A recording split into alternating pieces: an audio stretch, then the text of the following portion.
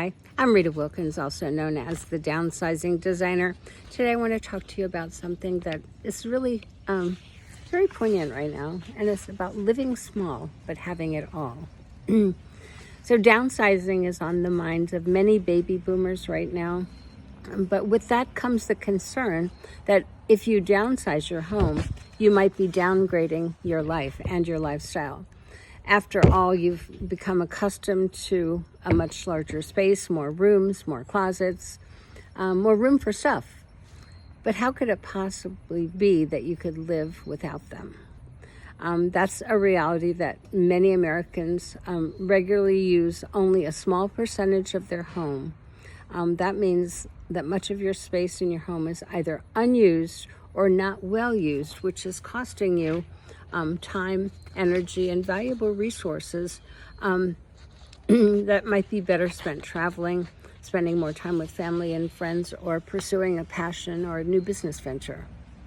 So when you start to analyze just how many rooms you actually use, and when you start to pay attention of how many of those areas are being used for storing things no longer used or needed or wanted, and when you get tired of wasting all of that extra time, money, and energy on cleaning, organizing, and maintaining those unused, poorly used portions of your home, downsizing not only starts to make sense, it also becomes highly desirable to live in a more compact space where you fully utilize every inch of your home while consolidating and minimizing your possessions to only what you want, need, use, and you'll love.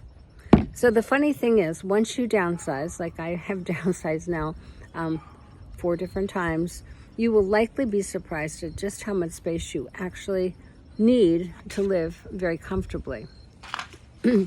So this is a little bit of a conversation from the interior design part of me that I've had my company for over 40 years, is how to make your small home look and feel bigger.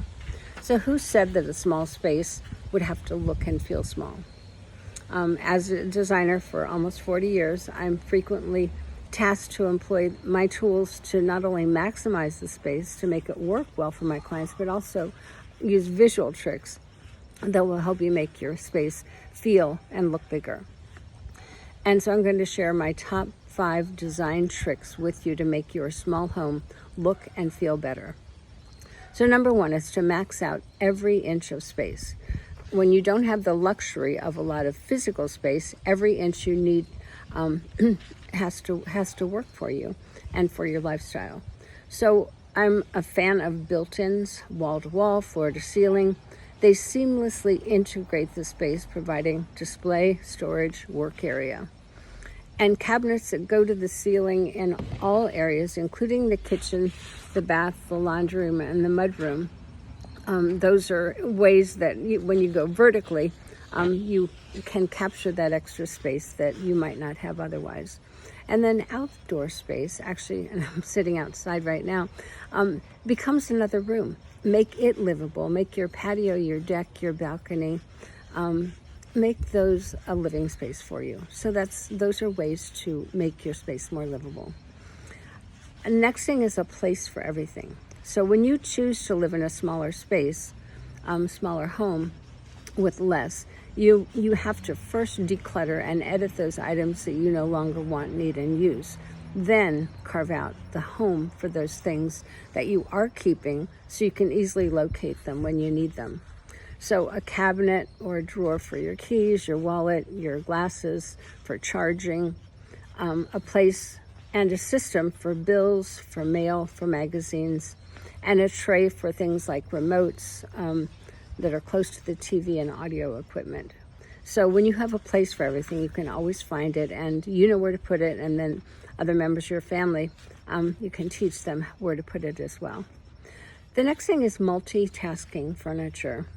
Now, growing up in Europe, this was really pretty important, because everything had to function, because the spaces were sometimes very small. So in addition to built-ins, we had multitasking furniture.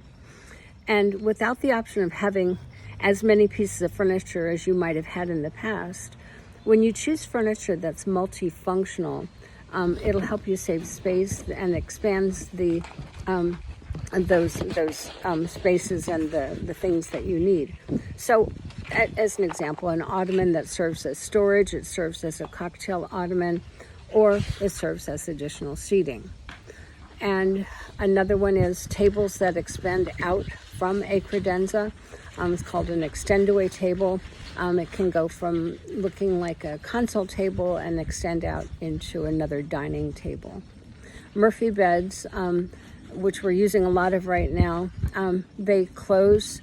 When they're closed, they can have a drop-down desk or bookcase below, or storage below. So those are just 3 of many functional pieces of furniture.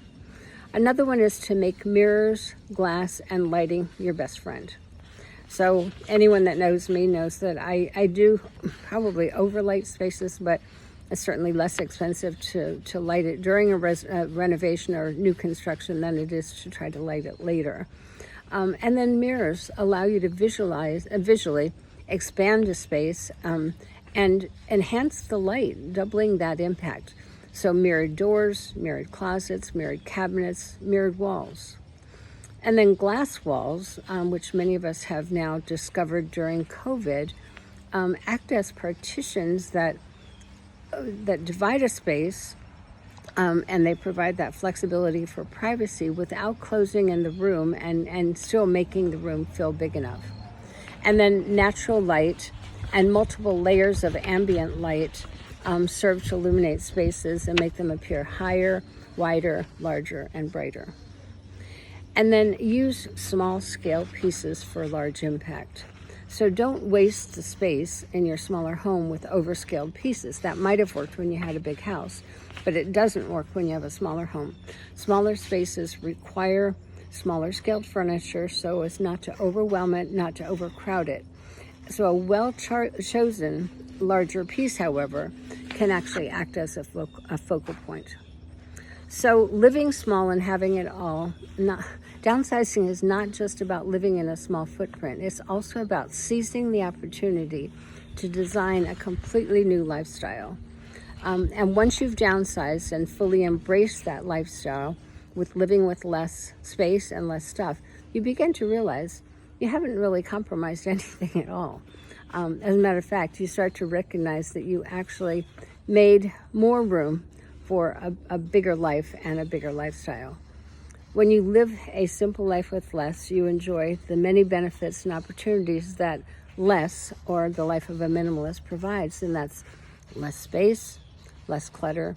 Your home is easier to maintain and care for. There's less temptation to accumulate more since you don't have much space anyway. And then, so you're much more mindful about what you do bring in. And then the third one is more time to forge and nurture relationships and create new memories in your new home. And next one is more freedom to travel. Spend time with your kids and grandkids and enjoy new experiences. And then the last one is more time and energy for self-care, wellness, and personal development. So as baby boomers, we've worked hard and we've learned a lot along that way. We've lived in big houses. We've learned that bigger is not necessarily better. And we've accumulated many possessions, and we've learned that more stuff doesn't necessarily make us happier. And we've also reached that point in our lives where we realize we only need so many toilets. We only need so many shoes. And as baby boomers, we're known for wanting it all and having it all.